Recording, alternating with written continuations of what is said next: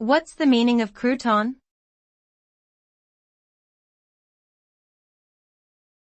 Crouton.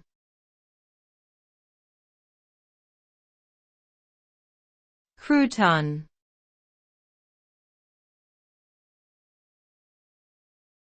Crouton.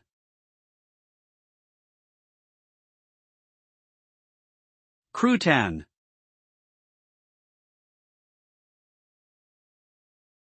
A crouton is a small, toasted or fried cube of bread that is often used as a garnish or topping for salads, soups, or other dishes. The bread is typically cut into small cubes and then baked or fried until it is crispy and golden brown. Croutons add texture and flavor to a variety of dishes and are often seasoned with herbs, spices, or other seasonings to enhance their taste. Some popular types of croutons include garlic, cheese, and herb varieties, and they can be made from a variety of different types of bread, including white, wheat, or sourdough.